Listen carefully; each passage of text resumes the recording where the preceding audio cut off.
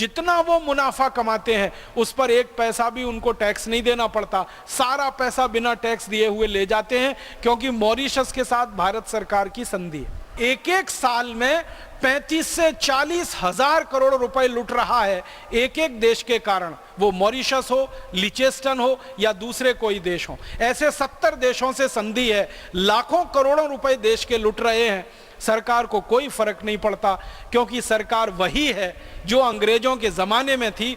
अंग्रेजों की कंपनियां भारत को लूटें, अंग्रेज सरकार को कोई तकलीफ नहीं थी। अब भारत सरकार को कोई तकलीफ नहीं है, विदेशी कंपनियां भारत को लूटें, कोई तकलीफ नहीं। मुझे एक बहुत खराब उदाहरण आपको देना है। अंग्रेजों ने भारत में नमक पर कर लगाया था और नमक पर कर लगाकर नमक को महंगा कर दिया था। महात्मा गांधी ने उस नमक कर के खिलाफ बहुत बड़ा सत्याग्रह किया था। आप सभी जानते हैं दांडी मार्च उसी सत्याग्रह का नाम था। गांधी जी का यह कहना था कि गरीब आदमी सबसे सस्ती चीज है, नमक से रोटी खा सकता है। अंग्रेजों की सरकार ने उसी नमक को महंगा कर दिया। गांधी जी ने कहा यह मंजूर नहीं है, नमक के लिए जो कर लगा है उसके खिलाफ मैं सत्याग्रह करूंगा। गांधी जी ने सत्याग्रह किया, अंग्रेज सरकार झुकी और गांधी जी के दबाव में आकर अंग्रेज सरकार ने नमक का कर वापस लिया, नमक का टैक्स वापस लिया और नमक फिर से सस्ता हुआ। लेकिन गांधी जी के जाने के बाद इस भारत देश में नमक फिर महंगा हो गया है। जो नमक 15 पैसे किलो बनता है वो नमक आपको 7 रुपए, 8 रुपए, 9 रुपए किलो बेचा जा रहा है। कई कई शहरों में तो 15 रुपए किलो नमक बिक रहा है।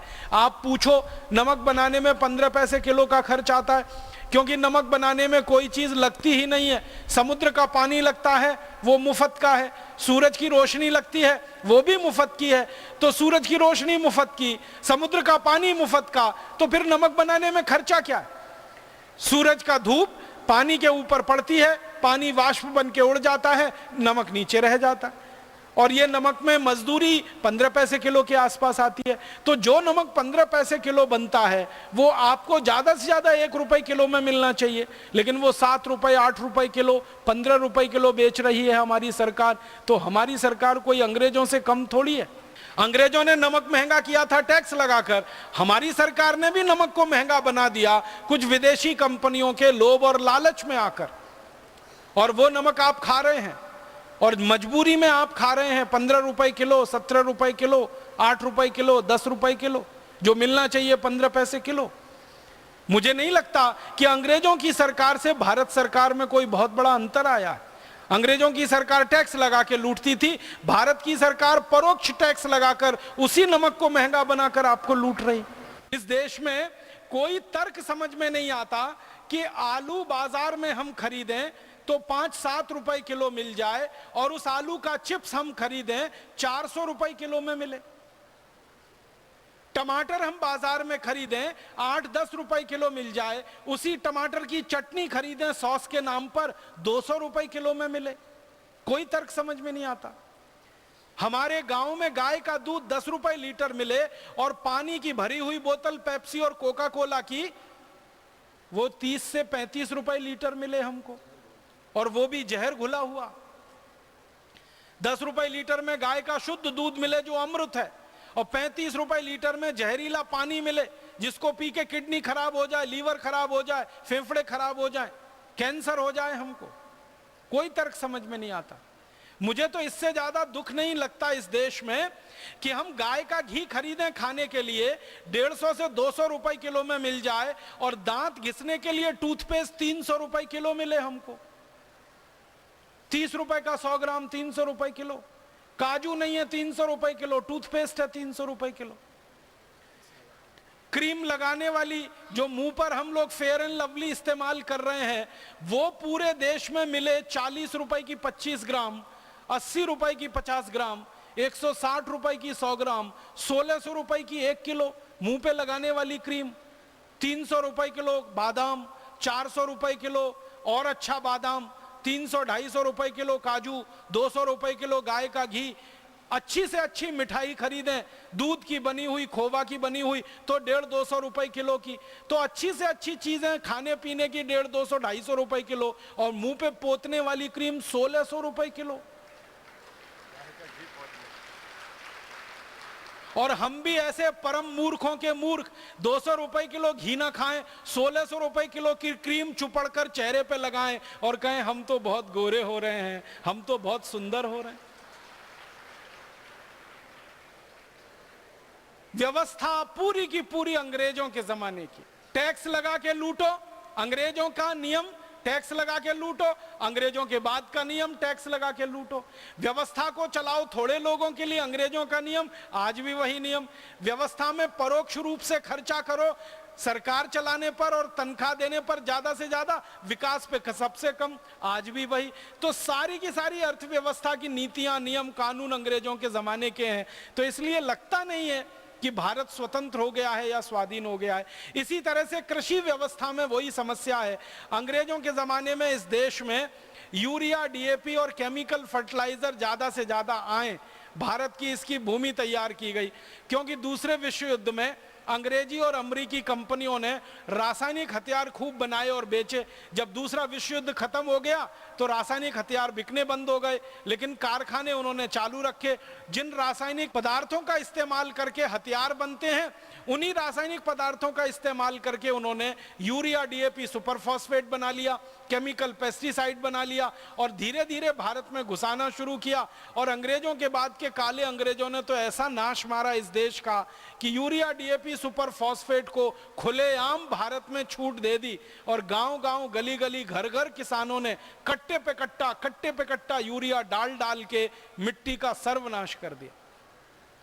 जिस मिट्टी में 1 ग्राम भी यूरिया नहीं डाला जाता था, अभी वहां 1-1 एकड़ में 10-10, 15-15 कट्टे यूरिया डाल देते हैं, डीएपी डाल देते हैं, जहर पर जहर डाल देते हैं।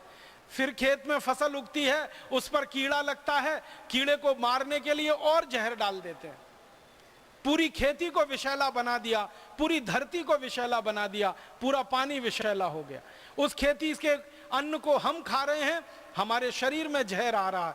मुझे बहुत दुख है ये कहते हुए कि एक समय भारत देश के कुछ वैज्ञानिकों ने माताओं के दूध का परीक्षण किया था, तो पता चला माताओं के दूध में डीडीटी है, बेंजीन हेक्साक्लोराइड है, एंडोसल्फान है माताओं के दूध में। कहां से पहुंच गया ये? माताएं जो अन्न खा रही हैं वो शरीर में आ रहा है, उस अन्न में ये जहर है तो दूध में आ रहा है, और वो दूध अपने नौनिहाल बच्चों को पिला रही हैं। बच्चों के शरीर में बचपन से आप दूध दे रहे हैं, उसमें endosulfan, DDT, malathion, benzene hexachloride, chlorpyrifos, dichromate, monocrotophos, इतने जहर। फिर वो बच्चा बड़ा होगा, उसके खून में भी जहर, उसके मन में भी जहर, उसके विचारों में भी जहर, उसके काम में भी जहर, और फिर पूरे समाज में जहर और पूरे राष्ट्र में जहर। जहर ही फैलेगा, उसमें से अमृत नहीं निकलेगा। और ये जहर की शुरुआत हो रही है जहरीला खाना खा के। जो गेहूं, चावल, चना, दाल, मटर हम खा रहे हैं, खेतों में इतना जहर डलवा रही है हमारी सरकार, इतना ज्यादा कीटनाशक डलवा रही है हमारी सरकार। पूरा देश का अन्न विषैला हो गया है, पानी विषैला हो गया है, हवा विषैली हो गई है, सब कुछ विषैला कर दिया इन सरकारों ने। अंग्रेजों ने तो विष घोला था हमारे जीवन के एक अंग में, इन काले अंग्रेजों ने तो पूरे जीवन में ही विष घोल दिया है। जीवन का कोई ऐसा हिस्सा नहीं बचा है जो विष के प्रभाव से मुक्त हो। मुझे माफ करेंगे ये बात कहने के लिए कि हमारे देश की सरकारों का रवैया अंग्रेजों से कई हजार गुना ज्यादा खतरनाक है।